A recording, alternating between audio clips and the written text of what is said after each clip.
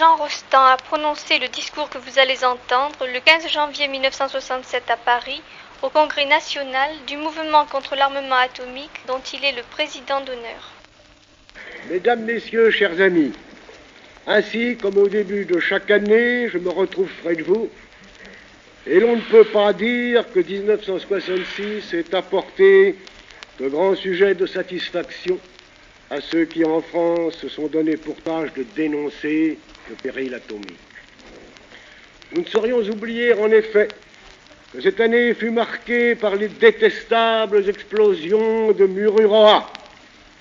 Elles viennent d'ailleurs de nous être rappelées par une large promotion d'atomistes dans la Légion d'honneur et dans l'Ordre national du mérite. Il faut bien que de tels services reçoivent leur salaire. Dans un petit discours que je prononçais de la Mutualité, avant les opérations polynésiennes, j'annonçais les clameurs de triomphe, les congratulations, les récompenses. Nous avons eu droit à tout cela. Et je crois bien que dans cette affaire qui eut ses moments de comédie, le ridicule et l'indécence furent portés au comble par les paplards de Mamour qui furent en notre nom prodigués aux populations cobayes. La France vous aime bien, leur fut-il susurré entre deux pétarades. La caresse trop grossière manquait de dignité. Oui, au cours de ces affligeantes semaines, que n'avons-nous entendu? On est allé jusqu'à écrire, très sérieusement, que le président de la République avait voulu montrer par sa proximité personnelle qu'il n'y avait rien à craindre des retombées radioactives. Démonstration peu convaincante, puisque les inquiétudes portent sur la descendance des sujets exposés.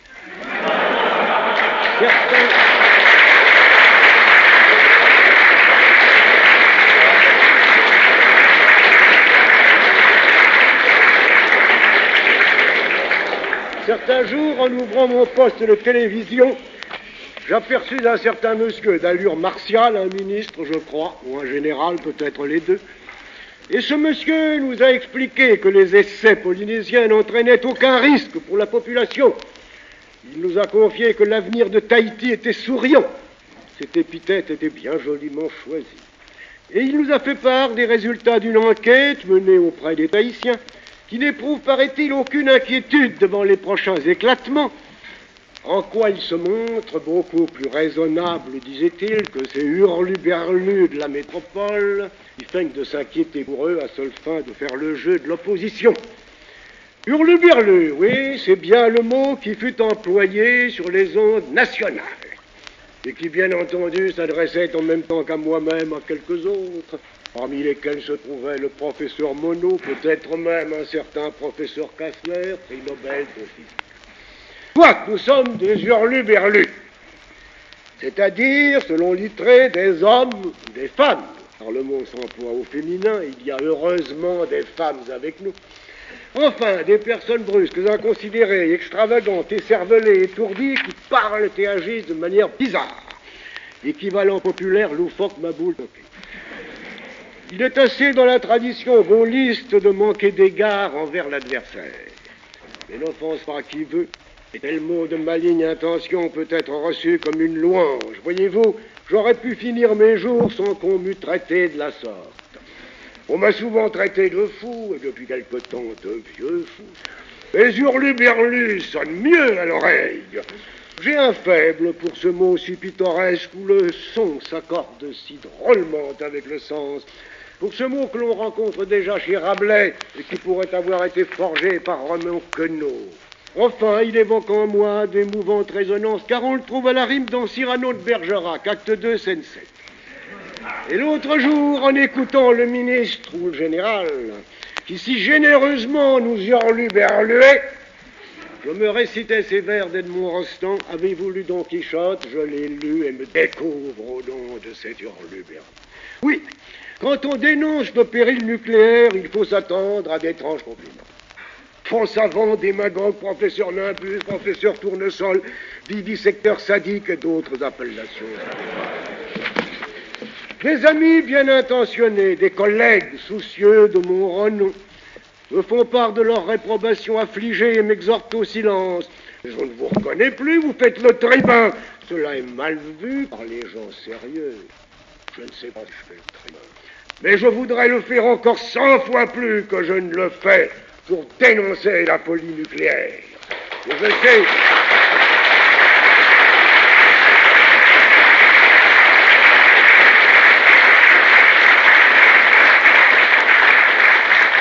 Et je sais que je continuerai infatigablement à affirmer que nulle explosion ne peut être considérée comme inoffensive, dès lors que quelque précaution que l'on prenne, elle détermine toujours un accroissement de radioactivité qui se traduira dans la descendance par un accroissement du nombre des mutations et par des arrêts.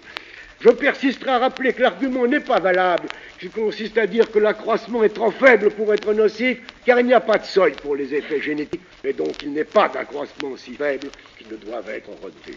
Aussi ne saurions-nous admettre qu'on prétende avoir réalisé les conditions parfaites de sécurité, ou qu'on use de formules euphémiques et trompeuses telles que l'accroissement de radioactivité a été minime, insignifiant, admissible, acceptable, permissible, non significatif, ou encore on nous dise les poissons recueillis dans les mers polynésiennes n'ont pas été contaminés. Ces formules floues et lénitives, elles nous choquent encore davantage quand elles sont employées par des hommes de science, dont ce devrait être l'honneur de dire l'exacte vérité. Ce n'est pas sans tristesse que nous avons vu des savants venir à la rescousse des militaires pour annoncer doctement que les consommateurs n'avaient rien à craindre de la chair des poissons migrateurs parce que ceux-ci effectuent des voyages circulaires qui les ramènent à leur point de départ. On nous a raconté qu'on avait établi un portrait Rambo du Polynésien typique afin de déceler éventuellement les modifications provoquées par les explosions. Je veux quand même donner ici très rapidement quelques indications récentes sur les effets nocifs des explosions. En 1961, dans une certaine région du Canada, le taux des malformations congénitales est passé de 8 pour 1000 à 15 pour 1000. Et les spécialistes attribuent cette augmentation aux retombées radioactives qui avaient suivi les expériences dans l'Arctique. Et comment ne pas dire un mot de l'augmentation des isotopes radioactifs dans la farine, dans le lait, d'où ils passent, et non sans doute pour leur bien, dans les os et dans les dents de tous les enfants du monde. Le taux du strontium radioactif, strontium 90, est maintenant passé dans les céréales et donc dans la farine. Il est 10 fois plus abondant qu'il ne l'avait été avant qu'on entreprit les premières expériences. Le professeur Bugnard, dont je ne mets pas en doute l'honnêteté, estime que la cote d'alerte n'est pas atteinte. Mais cela ne nous rassure qu'à moitié, car j'admire l'assurance impavide avec laquelle ces éminents spécialistes décrètent l'innocuité d'une telle contamination. Comment peuvent-ils savoir quels en seront à la longue les effets sur l'organisme humain? Comment peuvent-ils mesurer toutes les conséquences? N'oublions pas que cette contamination s'ajoute à bien d'autres causes. Détérioration cellulaire, radiation, médicale, médicaments chimiques, insecticides, herbicides, etc. Dans une note parue récemment au compte-rendu de l'Académie et présentée par M. Francis Perrin, qui n'est pas précisément un alarmiste en matière de péril nucléaire, les auteurs font état des résultats suivants.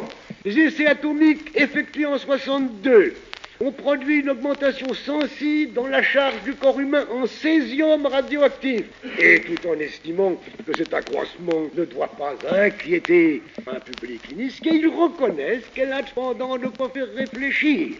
On pense que le césium 137 est en fait un témoin d'une contamination plus complexe. Quand les experts nous invitent à réfléchir, je crois qu'il est temps déjà de s'inquiéter.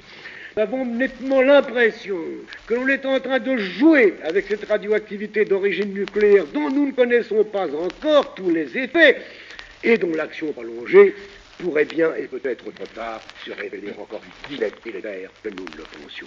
Il faut ajouter aussi qu'il est mensonger de laisser croire qu'il y a des bombes propres et des bombes sales. Sans doute, ces bombes dites propres, à certains égards, sont moins dangereuses que les bombes sales. Mais à d'autres égards, comme le notait Linus Pauling, ces bombes sont peut-être plus dangereuses, car il y a 10 fois plus de radioactifs, de carbone 14, que dans les bombes sales. Carbone 14 qui est non seulement pernicieux, mais qui garde une nocivité totale pendant beaucoup plus de temps que les autres isotopes. Si bien que dans plusieurs siècles, nos descendants payeront encore les crimes d'aujourd'hui. Soit, on reviendra.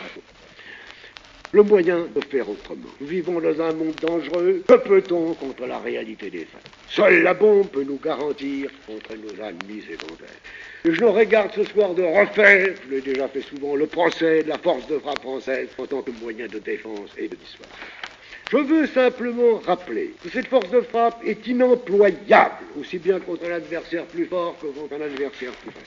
Qu'elle ne peut être qu'une folie ou qu'un bluff, puisqu'elle ne peut être mise en action sans conduire tout droit au suicide du pays. Et d'ailleurs, cette représaille décisive, cette riposte annihilante de l'ennemi, là ce qu'il faut rappeler, elle est envisagée de gaieté de cœur par nos gouvernants. M. Sanguinetti, rapporteur de la Commission de la Défense nationale, écrivait le 1er novembre 1964. Quand j'entends parler de riposte, je ne peux que vous répondre, bien entendu, il y a riposte, et nous savons que nous disparaîtrons de la carte de la Terre. Soit, je veux bien, à mon âge, pourquoi pas. Mais il se est quand même que les Français, que tous les Français sachent avec quelle impavidité, avec quelle légèreté dans le stoïcisme, avec quelle désinvolture dans le panache, on accepte de jouer la vie d'un peuple entier à la roulette gaulliste. Je sais bien, on nous apaise aussitôt en nous promettant que la France ne peut pas être mise dans le cas d'avoir à se résoudre à ce harakiri, parce que notre suicide aurait coûté trop cher à l'ennemi. Personne n'osera se risquer à nous attaquer par crainte des effets de notre force de frappe. Et c'est fort de cette confiance, apparemment, qu'on s'est contenté, en fait d'abris anti-atomiques, d'en aménager un pour le gouvernement et un autre pour l'état-major. Il sied de s'arrêter quelque peu sur le pouvoir dissuasif, car c'est là qu'est le nœud doctrinal du problème. Dans la revue de la Défense nationale, M. Mesmer ne craignait pas d'écrire ceci. L'objectif assigné à la force nucléaire française doivent-ils être des objectifs démographiques ou industriels? Avec nos seuls moyens, les objectifs qui ont une valeur sont les objectifs démographiques. Démographique, qu'est-ce que ça veut dire en clair? Du grec démos, peuple, démographique relatif aux populations humaines. Il s'agit de frapper intentionnellement les populations, de sévir sur les agglomérations urbaines, d'assassiner les femmes, les vieillards, les enfants. Quel noble projet! Et qui s'inscrit d'abord en violation formelle des règles de Vienne, édictées par la conférence de la Croix-Rouge, à savoir qu'il est interdit de lancer des attaques contre la population civile comme telle, et que la mort des innocents ne doit jamais être recherchée de propos délibérés. Mais quand on n'est pas très fort et qu'on veut faire peur tout de même, il faut se spécialiser dans le massacre des populations. Je crois que jamais les visées de la violence militaire ne sont exprimées avec un si candide cynisme. Comme dit Bernard Boudouresque, ingénieur atomiste, prêtre et homme de cœur. Admettre la construction d'armes dont la finalité propre est la mort des civils est inadmissible. Ainsi, tout notre espoir de dissuasion repose sur ce triste chantage, digne des hitlériens, et qui justifierait dans le passé tous les Guernica. Ainsi, c'était aux femmes, aux vieillards, aux enfants que songeait le général de Gaulle quand il disait le 4 janvier 1963 « La force atomique française aura la sombre et terrible capacité de détruire en quelques instants des millions et des millions d'hommes. » C'est grand, c'est beau, c'est généreux, la France. Voilà jusqu'où la France est descendue, sous la conduite d'un prince qui se dit chrétien et qui se permet d'administrer des leçons de morale aux autres chefs d'État.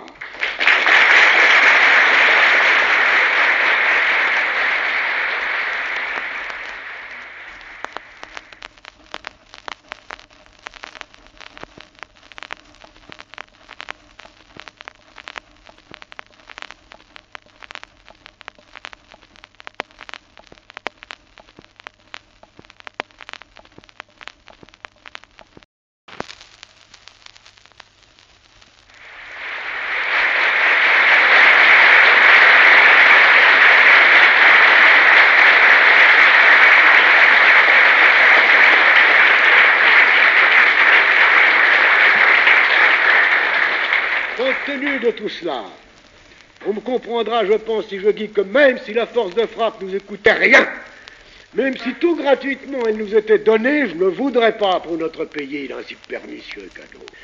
Mais il faut bien dire aussi, encore que cette objection d'ordre financier soit accessoire, il faut bien dire que cette force de frappe nous accable, nous ruine, nous exténue. Et comment ne pas protester quand on imagine tout le bien qui pourrait être fait avec les sommes fabuleuses, monstrueuses que nous coûte ce qui pour nous et pour les autres ne saurait être un mal. Comment évoquer sans aigreur, sans fureur, les hôpitaux, les écoles, les laboratoires, les logements, les autoroutes dont nous sommes frustrés et que nous dérobent ces honteux champignons de malheur. Comment ne pas songer à tout ce que révèlent en ce moment même, aujourd'hui, les états généraux de l'hospitalisation publique qui se tiennent à Paris et qui ont d'avance rédigé le plus lugubre des bulletins de défaite. 300 000 lits à créer dans les hôpitaux, 98 000 dans les hospices de vieillards et plus de 200 000 à moderniser. Pénurie de personnel, manque d'infirmières, infirmières analphabètes qui ne savent même pas lire une ordonnance, manque de techniciens. Oui, comment ne pas songer à tous les malades qui ne sont pas soignés, aux mourants qui s'entassent sur les brancards dans les couloirs d'hôpital, aux cœurs qui ne seront pas réanimés parce que l'équipement nécessaire aux cardiologues fait défaut. Comment ne pas songer aux reins artificiels, ridiculement peu nombreux par rapport au nombre des urémiques, et à tous les appareils dont la pénurie oblige les médecins les plus scrupuleux à choisir, selon la dramatique expression de Hamburger, ce qu'on va décider de laisser mourir. Comment ne pas songer à ces idioties héréditaires qui seraient curables si seulement on assumait les frais d'un dépistage précoce, comme cela se fait dans d'autres pays. Comment ne pas songer, et on ne finirait pas d'énumérer tout ce qui nous est volé par la force de frappe, à l'insuffisance des salaires, à la minceur dérisoire des bourses d'études, aux adolescents qui vont s'arrêter en cours de route, aux recherches qui ne seront pas faites, tout cela qui partira en fumée dans le ciel polynésien. Et pendant ce temps, on a l'impudence de faire des quêtes publiques pour les laboratoires, pour la tuberculose, pour le cancer, pour les enfants inadaptés, rompant ainsi de naïfs citoyens qui ne comprennent pas qu'en faisant ainsi la charité au gouvernement, ils l'aident à régler les factures des usines d'assaut.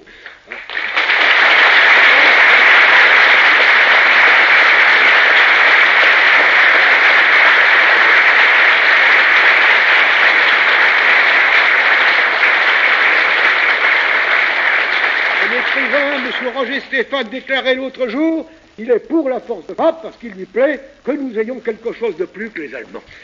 Bien, moi, je pense qu'avoir la force de frappe, ce n'est pas avoir quelque chose de plus, mais d'avoir beaucoup de choses en moins.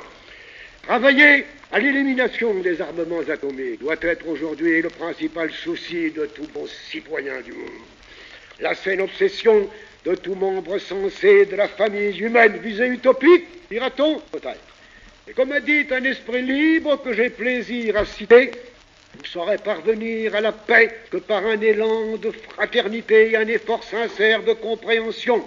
Une initiative généreuse, celle des citoyens du monde, prend une juste vue des choses, s'unir ou périr. Les sceptiques disent que cette idée d'une autorité mondiale est chimérique. Que propose-t-il d'autre alors qu'il se lève? Qui a dit cela? Le général Jousse, membre du Conseil de l'Ordre de la Libération, président de l'Association de la Libération française, voilà un général qui nous console de bien d'autres généraux. On croit un récent sondage de l'IFOP, la majorité des Français sont favorables à la force de frappe nationale. Et certes, je me méfie un peu des sondages officiels. Mais hélas, cela pourrait bien être vrai. Et après tout, est si étonnant. Dans un pays aussi intoxiqué, aussi engourdi, curarisé par la propagande gouvernementale, je ne sais pas si beaucoup de Français se font une juste idée de la façon dont est organisée cette publicité. Sur ces ondes, sur ce petit écran qui appartiennent à tous, qui sont frauduleusement accaparés par une secte. Il n'est pas une information, pas une déclaration, pas un mot, pas un chiffre, pas une image qui n'est une intention, un but, qu'il s'agisse de politique intérieure ou étrangère, de diplomatie ou de finance. Aucune occasion n'est manquée de semer le fallacieux optimisme, de discréditer le passé pour gonfler le présent, de falsifier l'événement pour justifier les mensonges ou les erreurs du régime. Aucune chance n'est laissée à la moindre parole de vérité qui détonnerait dans le concert lénifiant et servile, à ce point de vigilance et de minutie, d'habileté dans le trucage, d'excellence dans le jésuitisme, de virtuosité dans l'imposture, de la touche à l'œuvre d'art. Quels artistes, ces messieurs, camelots de notre roi, sont le cité. Qu'un fait récent, est-ce qu'on a laissé savoir au grand public que l'admirable et modeste physicien qui est auprès de moi, M. Kastner, était adversaire de la force de frappe et citoyen du monde? Non, certes.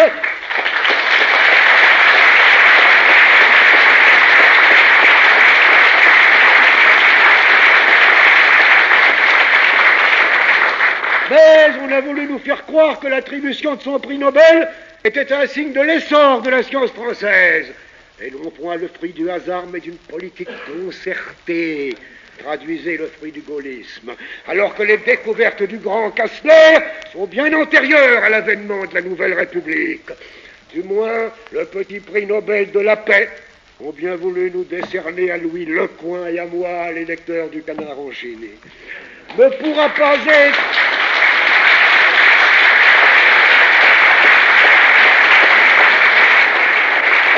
ne pourra pas être exploité par la propagande du régime. Et je saisis cette occasion pour dire que ce prix, tout fictif, mais qui à mes yeux n'est point dénué de valeur, je suis fier de le partager avec le grand militant pacifiste à qui son courage a valu tant de glorieux emprisonnements.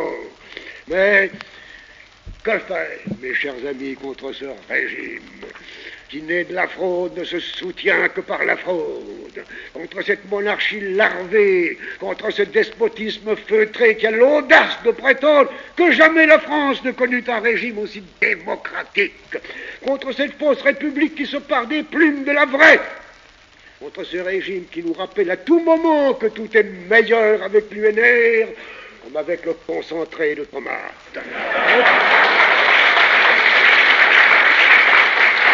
Contre ce régime où tout ministre est ministre de la propagande, contre ce régime qui ne nous laisse rien ignorer d'une petite bagarre dans le Connecticut et fait le silence sur les manifestations de masse à Paris, contre ce régime d'autosatisfaction, de parade, de gloriole et de jactance qui, pratiquant un chantage digne de M. Purgon, nous menace, qui nous refusons le clistère gaulliste, de retomber dans le marasme, la paralysie et le chaos. Est-il possible que notre pays supporte encore beaucoup plus longtemps une atmosphère aussi respirable pour des narines républicaines? Dès à présent, dans quelques semaines, il sera invité à s'exprimer par le bulletin de vote. C'est par là que je veux finir. Nous avons dès à présent la satisfaction de saluer une candidature qui en tout cas est un peu la nôtre, puisqu'elle est celle d'un homme qui a pour programme de combattre la bombe atomique. Le pasteur Cruz, vous le savez, s'est démis de ses fonctions sacerdotales afin de se présenter aux élections législatives à Nevers. Il a donc renoncé à son traitement de pasteur et aux avantages sociaux afférents à ce traitement. Dans sa candidature que j'ai, avec messieurs Kastner et Monod, l'honneur de parrainer, nous voyons un signe, un symbole, un engagement moral. Dire non à la bombe, c'est plus qu'une politique, c'est toute une éthique.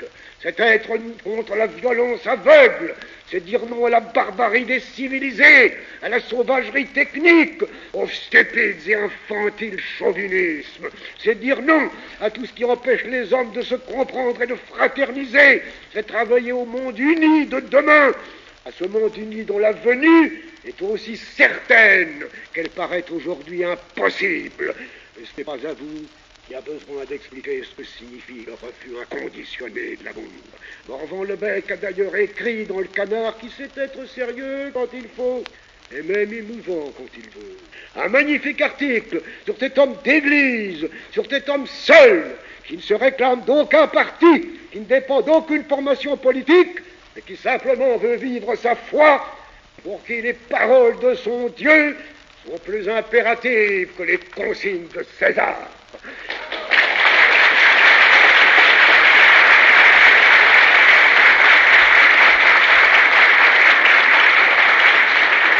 Alors que René Cruz comparaissait naguère devant un tribunal pour avoir renvoyé son livret militaire en signe de solidarité avec les objecteurs de conscience, il fit au juge cette simple déclaration: « Je suis ici pour délit d'évangile. » Voilà l'homme. Et bien sûr, Ce disciple du Christ est lui aussi un hurluberlu que soutiennent trois hurluberlus. Mais on voudrait que son geste, que son acte fit réfléchir en notre pays les hommes de conscience et de cœur. Pour ma part, j'ai l'intention, j'ai l'espoir de me rendre à Nevers pour témoigner à Nécruz ma fervente sympathie. J'espère aussi pouvoir, en votre nom, bientôt me rendre à Sarcelles, au Havre, à Louviers, à Évreux, à Dreux, ailleurs encore peut-être, si j'en trouve le temps et la force. Vous pouvez compter sur mon dévouement à notre cause, sur ma fidélité à votre idéal et sur ma colère. J'ai, comme vous, pleine conscience de la gravité de la prochaine consultation électorale. Et j'estime que le MCA a son rôle à jouer dans l'opposition au régime qui a jeté la France dans la honteuse course au mégaphone. Ne nous y trompons pas. Le vote de demain est de lourdes conséquences, puisqu'il aura pour effet peut-être non seulement de décerner un satisfecit et de renouveler un blanc-seing à l'homme qui gouverne, mais ce qui est encore pire, de consolider la clique de ceux qui obéissent. Un durable gaullisme est plus à redouter qu'un de Gaulle passager. Puisse le pays comprendre, avant qu'il ne soit trop tard, elle menace, elle plane sur sa liberté, sur sa dignité, sur ses institutions, sur sa constitution, sur son intégrité républicaine, sur sa conscience démocratique. Puissions-nous entendre bientôt le clair langage d'une France ressaisie, réveillée, dessillée, celui d'être la France des profondeurs, de la vraie France, de la France des travailleurs, des étudiants, de la France raisonnable, libérale, pacifique, humaine, qui va balayer le présent, non pas pour revenir à je ne sais quel passé dont on voudrait nous faire un épouvantail, mais pour marcher résolument vers nous savons quel avenir.